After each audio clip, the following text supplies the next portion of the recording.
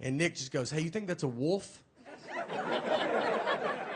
And I just said, yeah, I do think it's a wolf. They just passed a law that if you can catch a wolf, you can have it as a pet. And he goes, should I go ask him about it? I was like, I mean, absolutely, you know? I mean, he wants to talk about it. That's why he brought that wolf out here. And I watched him walk over to him and just go, excuse me, is that a wolf? And the guy, I mean, he didn't really know how to answer it. He said, what? I mean, you think I brought a wild wolf to this coffee shop? And the wolf's just being cool about it? It's not losing its mind right now? When we were doing these driving shows, we were all on a bus together. I convinced Nick that I didn't know who Nancy Kerrigan and Tanya Harding were. Nick is learning this, that I do know who they are. He's learning right now with you. I never told him. I absolutely know who they are. He brought all his references are just 90s sports references. He only can reference the 90s. And so he brings up Nancy Kerrigan and Tanya Harding, and I was like, who's that? He's like, what? You don't know who they are? And I was like, I don't think anybody knows who they are. And he goes, dude, it's like a huge story. It's like figure skating is like a mafia hit. I was like, I've never heard this, dude. Don't you think I would have heard it? I mean, I was like, no one knows this. He's like, he's losing his mind. I go, they should make a 30 for 30 if it's that good. He goes, they did. Another guy's like, they should make a movie about it. He goes, there's a movie. And he's just losing it. One of my favorite ones was, this was forever ago. We're going to a friend's house, and it was a 4-flight walk up. And so we had to walk 4 flights. Obviously, I walk faster than Nick, and I used to wait for him, but we've just been friends too long. I can't. We're like an old married couple. I'm just gone. So I knew where we were going, and I knew that he did not. So I leave him, and I go into my buddy's apartment. I was like, Nick doesn't know where you live. So that's fun, you know, just see what happens. About 30 minutes go by. Nick finally comes into the apartment, and I asked him, I was like, where were you? He goes, I didn't know where to go. And I go, I know. So, like, I mean, you've been gone for a long time. You know, did you go back outside? He goes, oh, no, I've been in someone else's apartment all this time. He went into someone's, he was just trying handles. And the door opened, he walked in, said, I'm with Nate, and went and sat on their couch. That's how far he made it. On a sadder note of sorts, we had to put our dog down recently, and it's a tough thing to do, you know? Nothing was wrong with her, I'm just really busy right now, and she was very sick. That was a joke, all right? That was a joke, and she would have loved that joke, so don't you worry about it. That's the type of humor she had. She was a rescue. It's not your labradoodle humor, all right? It's a little darker.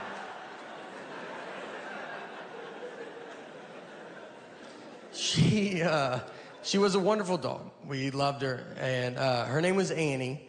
And the reason we got her was my sister worked at a vet, and people do put dogs down for no reason. So if someone brought a dog in that was fine, they just didn't want it. My sister couldn't do it, so she would walk the dog back and then just steal the dog. I don't know the laws on all that, but I'm sure now people are finding out that their dog's still alive right now. So we got Annie.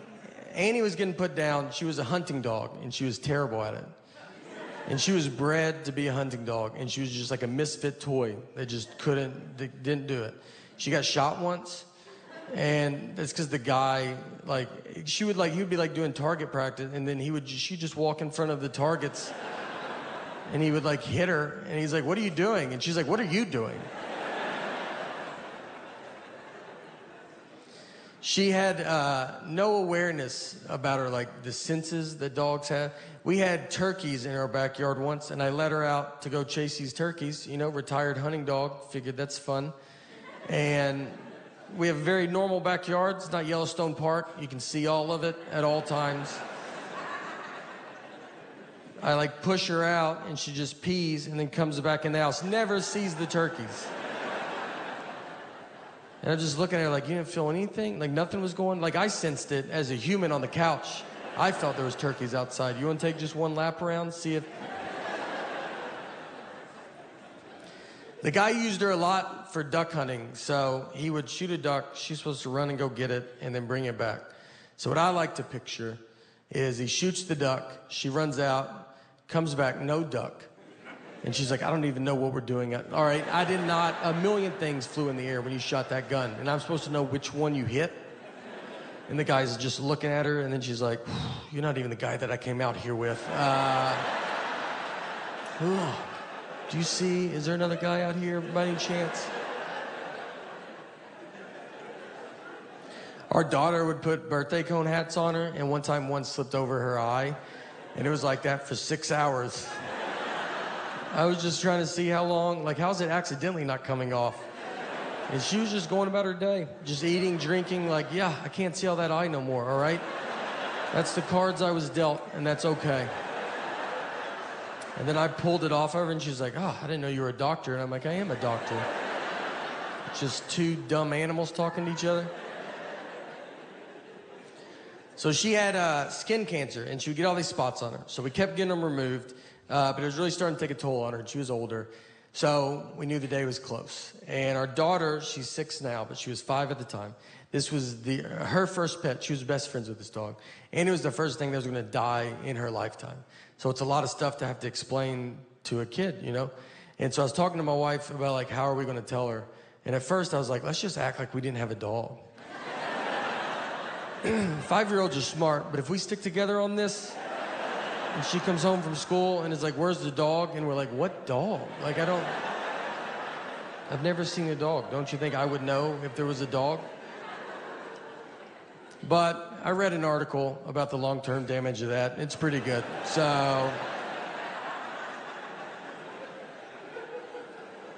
I was just honest with her. And I set her down. I said, look, Annie's very sick, and she's older, and she's going to die soon. This happens, so just love her as much as you can right now.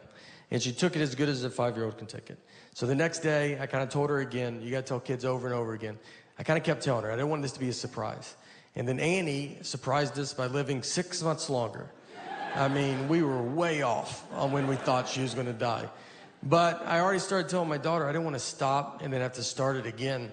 So I just kept it up for 6 months. Every day I was like, she'll die. All right, she will die. She will die. I will die. Your mom's dead.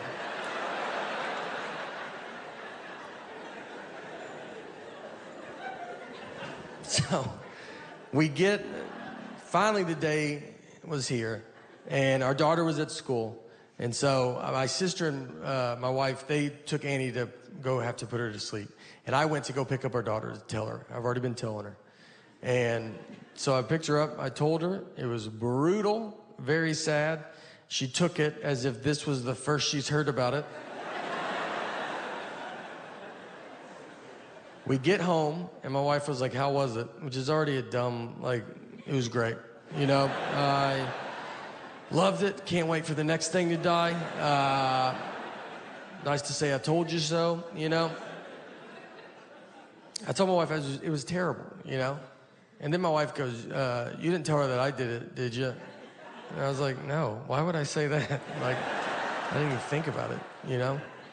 Then I looked at her like, is that what you would have said, though? Would you have told her that I did it? You know how your dad's been talking with the dog dying? Well, he's finally had enough.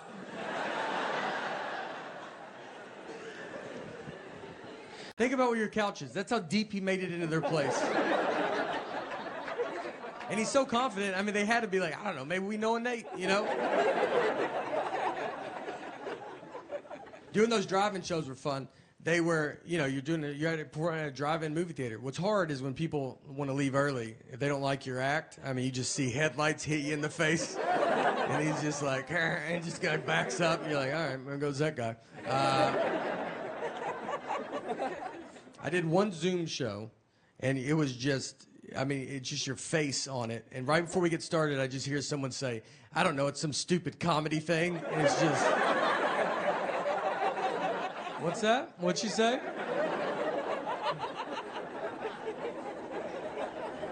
Just helicopters all day? That's an outside show. The next special is going to be at LAX. It's going to be a good time.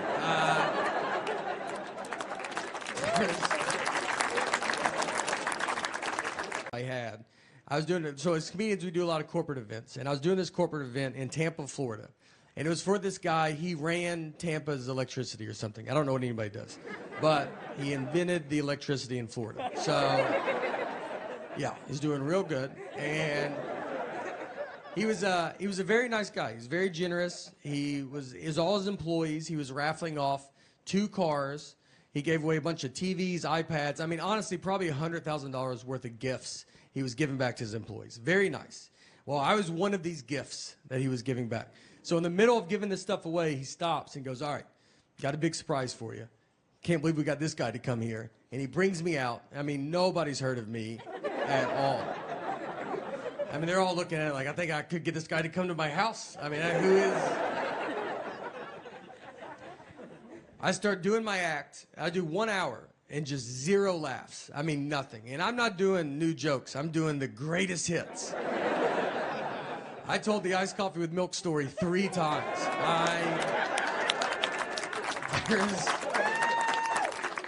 I kept just doing it. I was like, all right, I'm going to do it one more time. I don't think y'all were listening.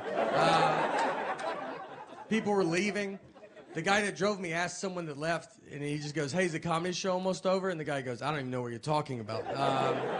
There's a guy giving a speech up there right now, so maybe after that.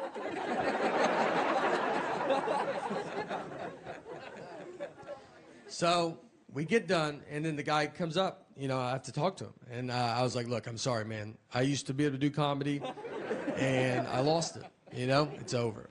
And he was very nice. He goes, no, it's all right. Nothing's your fault. And I was like, all right, I don't know how that's possible.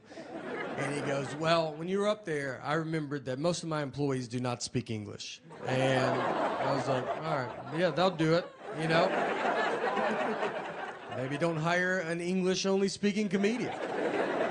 No heads up at all. Not that I could have changed it up, but it just would have been nice to know, you know.